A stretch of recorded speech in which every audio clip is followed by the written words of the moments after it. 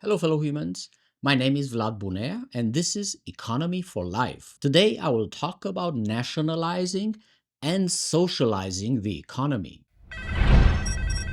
Recently, Zara Sultana, one of the co founders of the Your Party in the UK, said this about nationalizing the economy. What would be the top three policies that you would take to the country whenever that is? The policies are about redistributing wealth and power. We are talking about a super rich minority in this country that have seen their wealth travel since 2010. We have 50 rich families who hold more wealth than half the country. So we need a wealth tax, but we also need to nationalize the entire economy. Obviously, like I said, utilities, transport, energy are important, but we need to look beyond that. We need to look at the banks, we need to look at construction, we need to look at the entire economy. What does nationalizing the economy mean versus socializing the economy?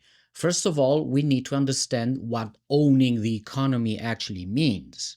Understanding ownership is about understanding the meaning of property rights that are used in an economic context. In a practical sense, which is about how property is defined in modern economies, when we talk about property rights, we actually talk about the legal system that defines these rights. Corporations, for example, do not have any owners as houses have owners. Corporations are legal constructs that come into existence through an act of law, often called an act of incorporation.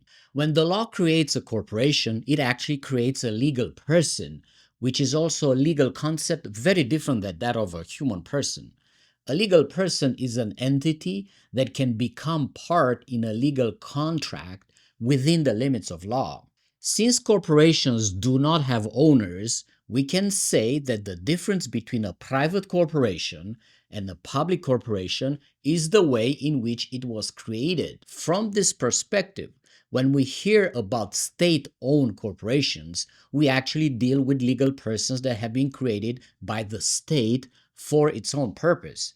In the case of private corporations, they are created for their own purpose, but definitely not for the purpose of satisfying its shareholders. This is a very important distinction because even many economists make this mistake. Shareholders do not own the corporation. Nobody does. Shareholders own their shares, which gives them some rights, but does not give them property rights over the corporation and any of its assets. Property is a right as a matter of principle with bundle of limits that evolve as the law evolves. The law can always change the boundaries of property.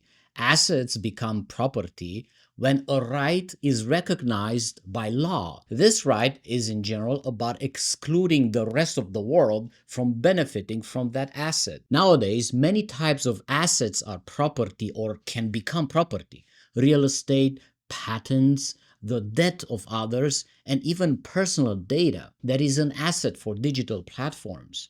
Remember, property is never a thing, it is always a right against the rest of the world. Assets can be things and they become property only with the help of law. Property rights can only be exercised by legal persons, the state, corporations, or individuals. And now we can talk about what nationalizing the economy would mean in the real sense. Nationalizing an industry, or more specifically, a list of corporations, means making the state the legal person responsible for the governance of the corporation. The corporation will continue to own its assets and not the state, because the state will not own the corporation.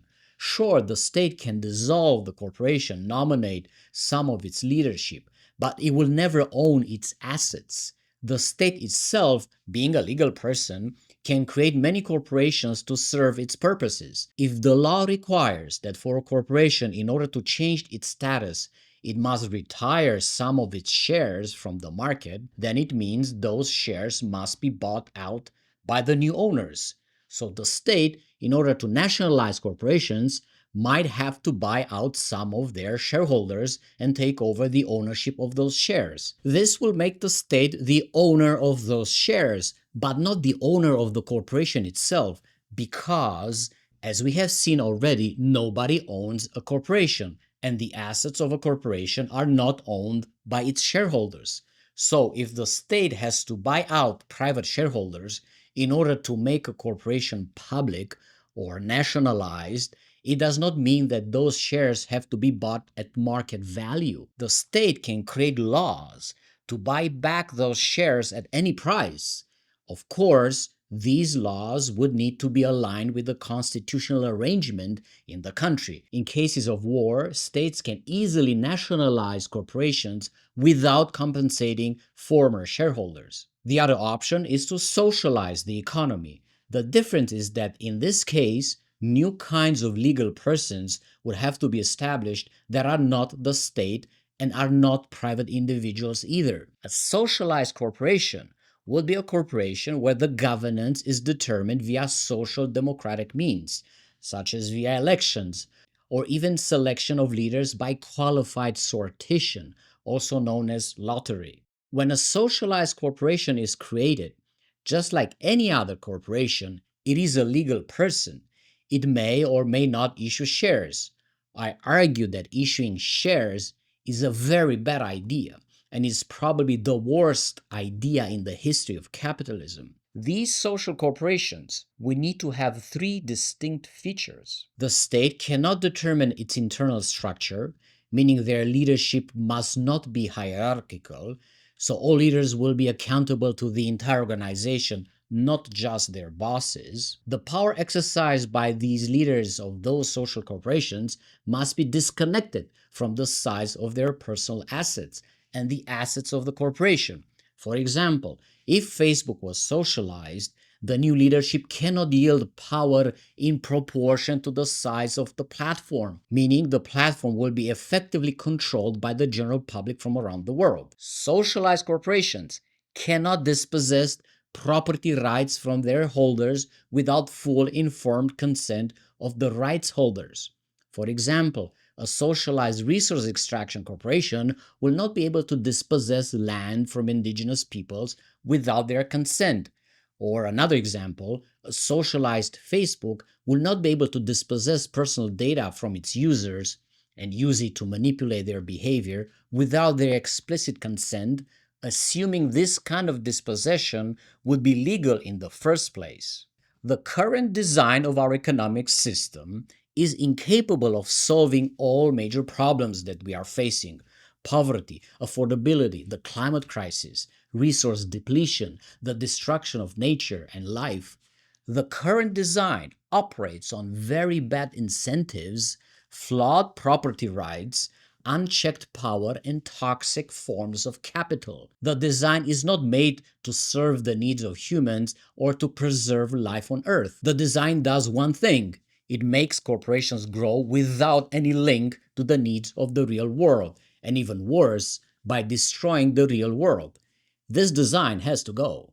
Certain industries should be nationalized, such as the military industrial complex, healthcare, and education. These industries must be taken out of the profit motive, must not have shareholders, and must be placed under the governance of the state. This governance can itself be massively democratized in the sense that the leaders of these industries could be selected just like politicians are selected via democratic means.